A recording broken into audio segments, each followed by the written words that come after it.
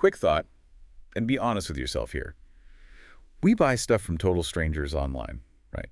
We send money across borders with just a tap. And we feed all this personal data into apps we barely even know. In this world that's super connected but also weirdly anonymous, what do we actually trust? Yeah, that's a great I question. mean, before the internet, trust was often, face-to-face. You knew your local shopkeeper. You could walk into a bank and talk to someone. Right, personal connection. But today, those relationships, they're still valuable, sure, but they just aren't enough for everything we do online.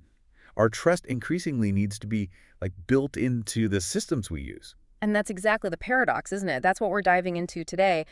There's this quiet, often really misunderstood force tackling this need for system-level trust. It's this powerful mix, blockchain and cryptography. Ah, the buzzwords. Exactly. And I've probably heard them maybe link them to things like Bitcoin or Ethereum. But what we're really talking about here is a fundamental change in how we create trust, how we verify it, how we maintain it online, where, you can't always be sure who's really there. Okay, so our mission for this deep dive then is to cut through that hype, go beyond the buzz, and really unpack why blockchain matters, beyond just crypto. How cryptography is like its secret sauce, its foundation, and why together these things are actually reshaping how we think about ownership, trust, collaboration, everything. It really is a profound shift, moving from this world of just trust me to one where you can actually say, verify me. Verify me. I like that. Okay, so where do we start? What exactly is blockchain? Let's get down to basics first. Right. So at its simplest, a blockchain is a digital ledger. Think of it like a record book for transactions or events. Right. But here's the key difference. Unlike a traditional ledger, the kind controlled by one company or one bank. Like a single spreadsheet somewhere. Exactly. A blockchain is shared. It's distributed across a huge network of computers. No single owner. Okay, so shared. I sometimes picture it like a global shared notebook. Every page is a block of info, and once you write on a page and it's added to the notebook, boom, everyone on the network gets an identical copy. That's a really good analogy. And the kicker is, nobody can just sneak back and erase a line or rip out a page without everyone else instantly knowing something's up. That unchangeable part, the immutability, it feels really different. It is. That shared notebook idea perfectly captures its main features. First, like you said, decentralization. Because no single company or government controls it and loads of people hold copies, it massively reduces the risk of someone messing with it, or even a single server failing and taking everything down. Ah, so it's resilient because it's spread out. Exactly. Now, that distribution, it's super robust, but it also means making changes or upgrading the whole system can sometimes be slower than, say, a bank updating its software. It's a trade-off, resilience versus speed sometimes. Makes sense. Okay, so decentralization is key. And you mentioned immutability. Once data's in, it's almost impossible to change or delete. What's the practical upside of that? How does that help with transparency or accountability?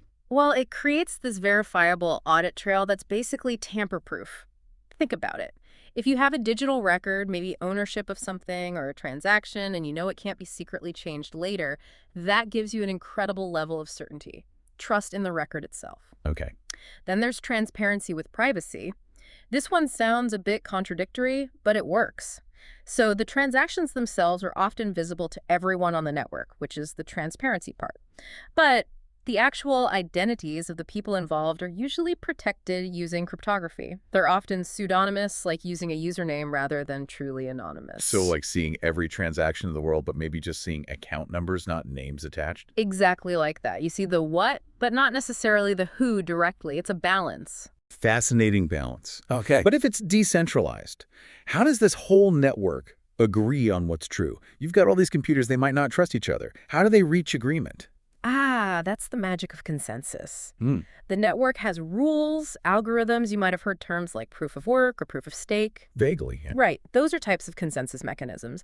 They're ways the network computers agree on which transactions are valid and should be added to the ledger.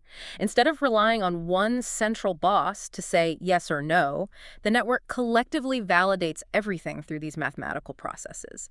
That collective agreement is what makes the whole thing trustworthy, even if the participants don't know or trust each other personally. Okay, so a shared, unchangeable record kept honest by the network itself using math, not a central gatekeeper. It sounds powerful almost. Yeah. Too good to be true sometimes. Which makes me think about the engine behind it all, the cryptography. You called it the hidden hero. How does this, science of secret codes actually make blockchain work? Well, if blockchain is the stage, cryptography is like the entire backstage crew. The lighting, the security, everything making the show possible.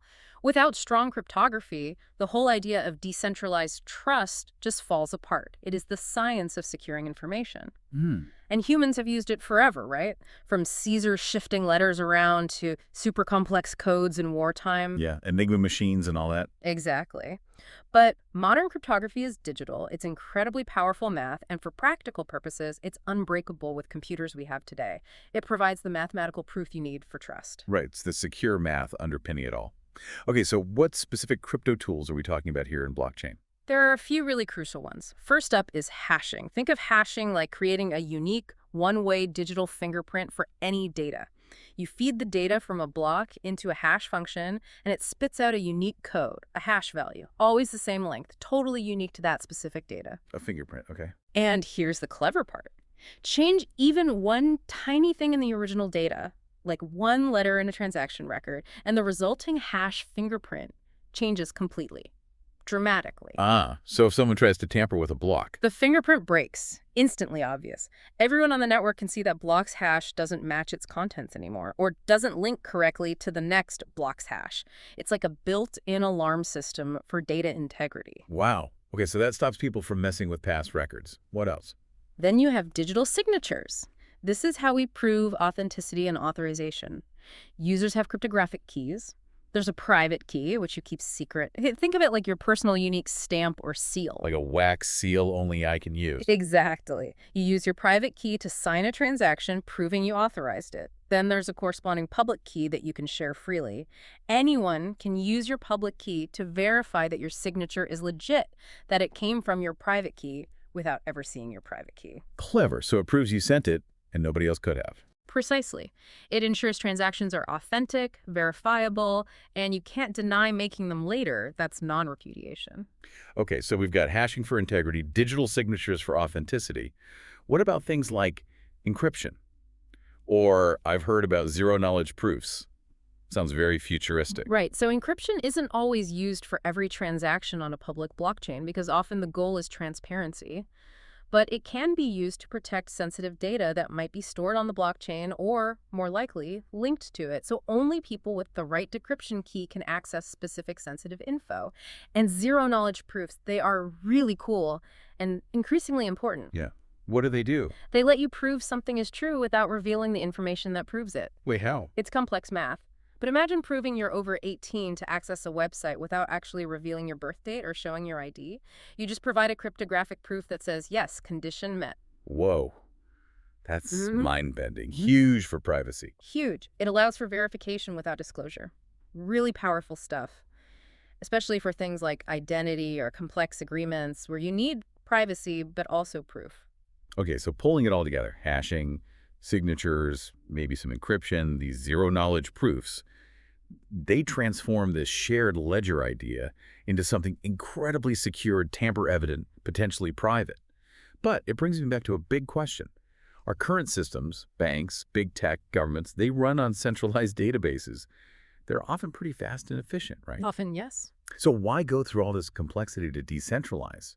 Why spread the notebook everywhere? Doesn't that just slow things down and make it harder to manage? That's the million-dollar question, isn't it? And yes, it can be slower.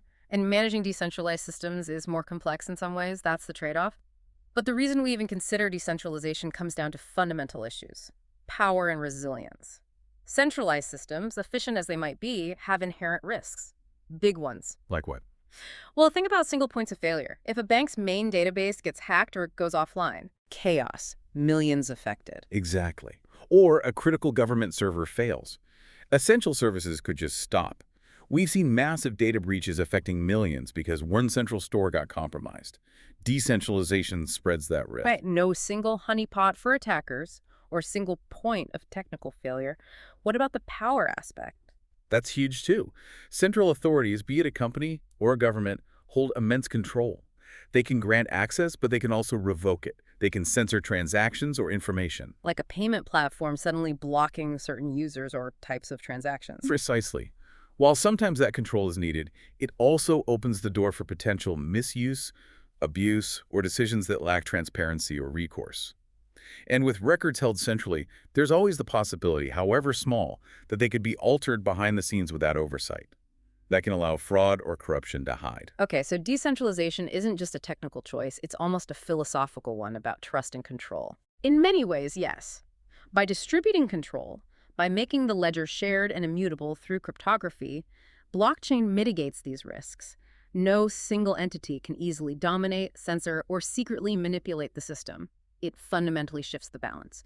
You get trust in the system's code and consensus, rather than just having to trust a single intermediary institution. Trust the math, not just the people in charge. That's a good way to put it. And this model, this decentralized trust secured by crypto, opens up possibilities far beyond just digital cash. Any way that trust, transparency, and keeping accurate, unchangeable records are critical blockchain potentially offers real advantages. Okay, so let's move beyond Bitcoin and Ethereum. Where is this trust the system idea actually making a difference in the real world? Give us some concrete examples. Okay, supply chains are a big one. Companies are using blockchain to create this unchangeable shared record of a product's journey, from raw material all the way to you, the consumer. How does that work in practice? Imagine buying coffee. You scan a QR code on the package. Instead of just saying made in Colombia, you could potentially see verifiable entries on a blockchain showing the specific farm, when it was harvested, the shipping details, the quality checks, who handled it at each stage. Wow. So real transparency. Exactly. It gives consumers way more information to verify claims about, say, ethical sourcing or organic status. It helps fight counterfeiting for high-value goods like luxury items or pharmaceuticals. It brings accountability right down the chain. That's powerful. Okay, what about areas like healthcare? Data there is super sensitive, but also needs to be shared sometimes. Healthcare is another fascinating area. Blockchain offers a potential way to securely share patient records between different doctors or hospitals, but crucially, with the patient having more control. Cryptography protects the data integrity, so you know the records haven't been tampered with. And things like zero-knowledge proof could let you grant a specialist access to only the relevant part of your history, not your entire file. Improving care while boosting privacy. Sounds promising. It could really streamline things and reduce errors, yeah. And then there's intellectual property. For artists, musicians, writers. Absolutely. Creators can timestamp their work on a blockchain, like a song, a piece of art, even an article. This creates a permanent, verifiable record showing they owned that specific creation at that specific time. It can help prove ownership, fight plagiarism, maybe even automate royalty payments more fairly. Giving power back to creators. Nice. And what about identity? That feels like a huge, messy problem online right now. Identity systems might be one of the most profound potential uses. It's often called self-sovereign identity.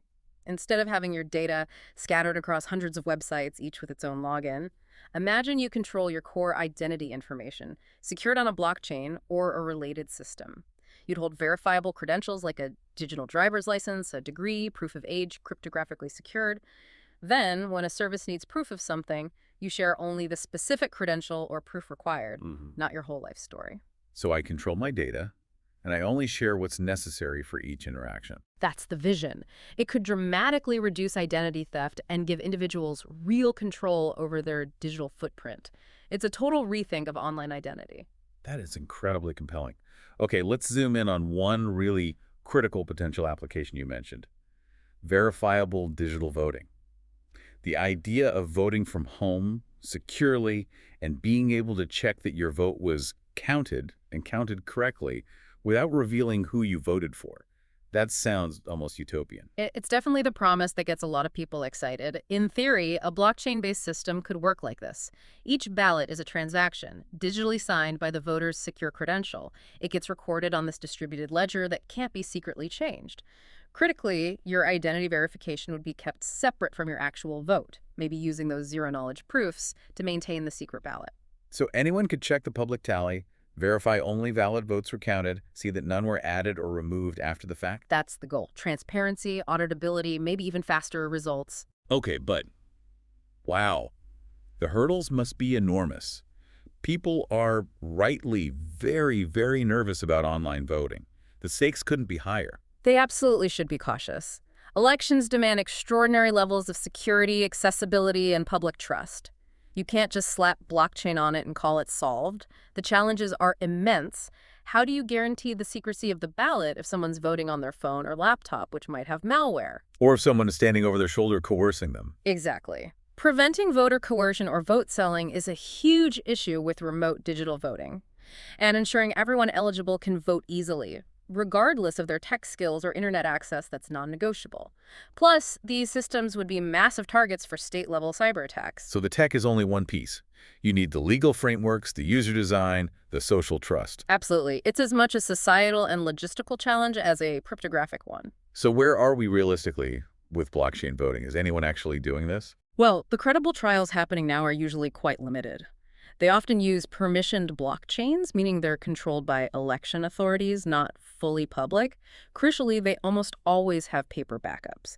And they use rigorous audits, like risk-limiting audits, to statistically verify the electronic count matches the paper trail. You're more likely to see it tried first in lower-stakes votes, maybe university student elections or internal corporate votes, long before we see it in national elections. And that cautious approach sounds like a good thing. It really is. For something like national elections, you move slowly, you test rigorously, you build trust step by step. You have to get it absolutely right. Definitely. Okay, this caution leads perfectly into separating the reality from the, well, sometimes breathless hype around blockchain. No tech is a silver bullet. It's really important we understand blockchain's strengths, yes, but also its limitations. What are the big challenges people need to be aware of right now? Yeah, absolutely critical to be realistic. There are probably four main ones people talk about. First, scalability. Many blockchain networks, especially the older public ones like Bitcoin, just can't process transactions as fast as, say, Visa or MasterCard. They handle maybe a handful per second, while Visa does thousands. That's a huge difference. Is that getting better? It is. There's tons of work on solutions, things called layer 2 networks or sharding designed to increase throughput. But for some really high volume uses, it's still a bottleneck. Okay, scalability. What's next? Second is energy consumption. You hear this a lot, particularly about Bitcoin. The original consensus mechanism, proof of work, uses a lot of electricity because it involves massive amounts of computing power competing to solve puzzles. The environmental impact concern. Right, and it's a valid concern for those specific chains. However, newer methods, especially proof of stake, which many newer blockchains and even Ethereum have moved to, use vastly less energy, like 99% less. So the industry is actively moving towards more sustainable models. It's not an inherent problem of all blockchain, but of specific older designs. Good to know there's progress there. Okay, number 3. Regulation. This is a big, messy one. Governments all over the world are still figuring out how to regulate cryptocurrencies, yes, but also the broader uses of blockchain. They want to protect consumers and prevent illicit activity, but they also don't want to stifle genuine innovation. Finding that balance is tough, and the rules are often unclear or changing, which creates uncertainty. A moving target. And the last one. Just adoption barriers. Frankly, this stuff can be complex. Many companies or organizations don't have the in-house technical expertise or the resources needed to build or integrate blockchain solutions. It often requires a pretty significant shift in how they operate, plus investment in new skills and infrastructure. It's not always an easy switch. Okay, so scalability, energy, though improving, regulation, and just the practical hurdles of adoption. It's definitely a powerful tool, but clearly not some magic wand you wave at problems. Exactly. It's about understanding where its unique strengths, immutability, transparency, decentralization genuinely add value, and where other solutions might be better.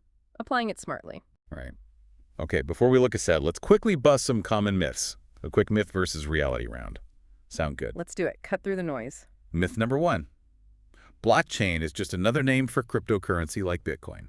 Reality? Nope. Definitely not. Crypto is one very visible application, maybe the first big one. But blockchain, the underlying distributed ledger tech secured by cryptography, that has tons of other uses, as we've been discussing, supply chains, identity, voting, IP. It's the engine. Crypto is just one type of vehicle using it. Okay. Myth 2. Everything on a blockchain is totally anonymous. Reality. Also generally false. Most public blockchains like Bitcoin or Ethereum are pseudonymous, not anonymous. Your wallet address isn't your name, sure, but all the transactions linked to that address are public. Experts can often analyze patterns and sometimes link addresses back to real-world identities or exchanges where you registered. True anonymity is much harder and requires specific privacy-focused chains or tools used carefully. Got it. Pseudonymous, not anonymous. Okay, myth 3. Because it's immutable, mistakes on a blockchain are permanent and can never be fixed. Reality. This is a subtle one. You can't go back and secretly erase or change a past record. That's the point of immutability. That history is locked. But you can add a new transaction that corrects or reverses a previous one. Just like in accounting, you don't erase an error, you post a new entry to fix it. The full history, including the mistake and the correction, is transparently recorded. Ah, so the correction is also part of the immutable record. Exactly. It maintains the integrity of the audit trail. Okay, last one. Myth 4. Decentralized means total chaos, nobody's in charge. Reality. Another common misunderstanding. Good decentralized systems aren't chaotic, they have governance. There are usually clear rules, processes for proposing and agreeing on software upgrades, ways for the community or stakeholders to make decisions. It's just that the governance itself is often decentralized and transparent rather than being controlled by a single CEO or board. It's not a free-for-all, it's just a different structure for making rules and evolving the system. Okay, that clears up a lot. So looking ahead now, what's the future hold for decentralized trust and cryptography? What should we be keeping an eye on? Well, I don't think the future is about blockchain completely replacing banks or governments wholesale. That seems unlikely and probably undesirable. It's more about rebalancing trust, distributing it more widely across networks. We're already seeing hybrid models emerge. Traditional institutions starting to use private or permission blockchains internally or with partners to gain efficiency, transparency, and auditability while still maintaining necessary controls and oversight. So like banks using it for faster, verifiable international payments, or logistics companies using it for tracking goods. Exactly. Think familiar institutions, but with processes underpinned by math you can actually verify, not just policies you have to trust. That's a powerful combination. Verifiable infrastructure mixing with existing systems. Makes sense. What about the core technologies themselves? What trends are emerging? I'd highlight three things. One, just broader adoption of verifiable infrastructure. More industries realizing the value of distributed ledgers for things like audit trails, proving where something came from, provenance, and ensuring data hasn't been tampered with. Two, privacy-preserving technologies are going to be huge. Those zero-knowledge proofs we talked about, ways to selectively disclose information. As our lives get more digital, the demand for proving things without oversharing data will just keep growing. They'll become more mainstream. Privacy tech is definitely key. And the third, This one's critical. Post-quantum cryptography. As quantum computers get more powerful and they are progressing, they pose a potential threat to some of the encryption algorithms we rely on today, including some used in blockchain. uh-oh, quantum computers breaking today's crypto. It's a future threat, but a serious one. So cryptographers are working intensely right now to develop and standardize new algorithms that are resistant to attacks from both classical and quantum computers. It's a huge global effort to upgrade our cryptographic foundations for everything from secure websites to blockchain. Before quantum computers become capable enough, we need to stay ahead. Wow, so even if blockchain itself changes or finds different niches, the underlying cryptography and the need for strong evolving cryptography, that remains absolutely fundamental. Absolutely essential. It's easy to forget, but cryptography is already protecting us constantly, every day. Every time you see that little padlock in your browser, every secure message you send, every time you log in securely, blockchain just really shone a spotlight on how these powerful mathematical tools could be used in a new way to build trust directly into shared systems without relying solely on intermediaries. So the big takeaway, the kind of North Star guiding all this development, is really about making trust verifiable. Make trust verifiable, not just promised. That's the core idea. And importantly, Keep humans in the loop. Technology like blockchain builds the rails, provides the tools, but people still need to set the rules, define the ethical guidelines, make the decisions, and ultimately take responsibility. These are powerful tools, but how we use them is up to us. perfectly put, a great place to wrap up. So we've explored today how blockchain, really powered by the often unseen science of cryptography, offers this potentially new way to think about trust in our digital lives. It's clearly way more than just cryptocurrencies. It touches everything from supply chains to maybe even voting someday, and potentially how we manage our own digital identities.